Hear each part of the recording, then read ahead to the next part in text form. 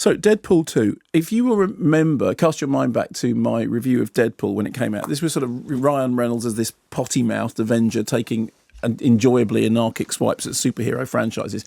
And I had gone in sort of feeling slightly cynical about it because it looked very much from the outside like a kind of a more corporate version of Kick-Ass. And although I think that there was an element of that, I did enjoy Deadpool much more than I thought I was going to. I thought the kind of Viz-style sweary dialogue was very funny. I thought the anarchic fourth wall breaking, a fourth wall within a fourth wall, that's like 16 walls. All that stuff made me laugh. And although in the third act, it got down to the business of being a, smashy, chasey, punchy movie, which is, what kind of happens in the third act of superhero movies. Up until that point, I thought it had done a much better job of subverting the genre conventions than I had expected it to. So that film didn't cost a huge amount of money, less than 60 million, took a massive amount of money. So now, inevitably, here we come with the sequel. It's back. It's bigger. Is it better? Some of the initial signals were good. I mean, the fact that Julian Dennison's in the cast, who was so brilliant in Hunt for the Wilder People. Setup is basically this time having faced tragedy in his life, Deadpool has to discover whether his heart is in the right place. And as he goes on that journey to discover whether his heart is in the right place, his paths cross with those of Cable, played by Josh Brolin.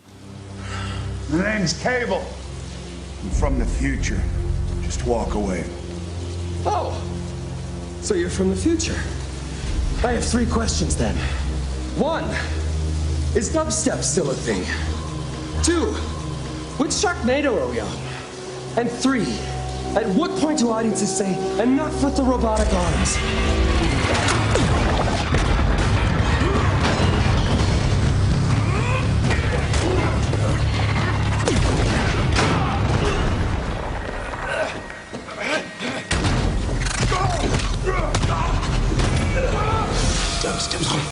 You're so dark!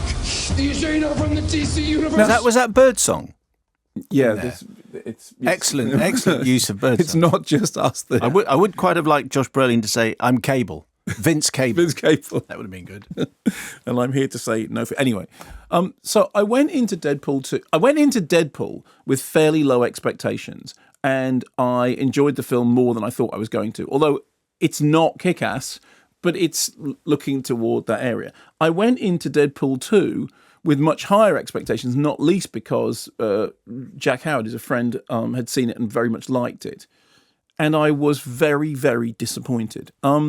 It seemed to me that this is a film which costs twice as much as the original and ends up being half as funny.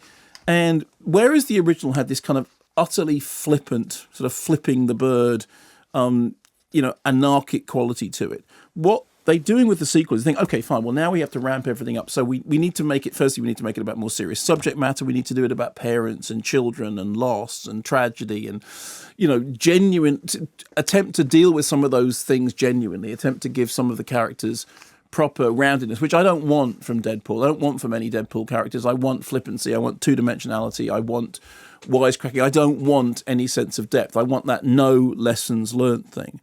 The second thing is that it takes its central journey about whether or not you find, if your heart is in the right place, which sounds at the beginning like one of those cheesy setups that you would do with one of the pop songs that the film uses so often in such a cheesy way, but it actually starts to take it quite seriously. And also from the very, very beginning, it's evident that the action sequences are now being done as proper big action sequences that are competing with other action sequences. So whereas the first Deadpool moves towards a third act in which, okay, now we fall down into the smashy, bashy stuff, Deadpool 2, from the very beginning, seems to set out its stall saying, well, we need to have proper rip-roaring chase sequences, proper rip-roaring fights, proper rip-roaring smash-up, things that will keep you on the edge of your seat. And, my experience has been, firstly, comedy is rarely improved by money. Secondly, sharp, acerbic comedy is very rarely improved by attempting to give a movie a kind of sentimental message of the kind that it would have sneered at in the past.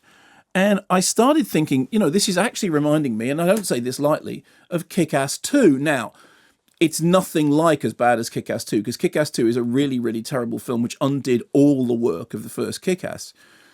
But there is a slightly similar thing, which is you've forgotten exactly the thing that made the first movie work. In the case of Kick-Ass, Kick-Ass was an independently funded film, was then picked up by a studio in toto. You either take the film like this or you don't take it. Deadpool was never that in the first place, so the level of sort of anarchic outsiderness was never that great. And so the move from the first film to the second film isn't as catastrophic, and I don't think the second film is terrible, but I did find it quite dull. And I also found that although it looked like everybody was having a really good time making it, that old maxim about fun on set very rarely translates to fun on screen seemed really, really, to be the case. So what you got was a character whose smugness in the first film was funny because it was so objectionable, actually just became a little bit pleased with itself.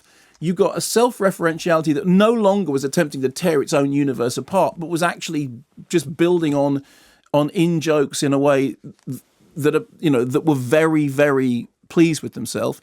You got action sequences that, okay, yeah, they're fine. They're perfectly well-executed action sequences in which absolutely everyone's indestructible, so it really doesn't make any difference anyway, and there's no genuine consequence.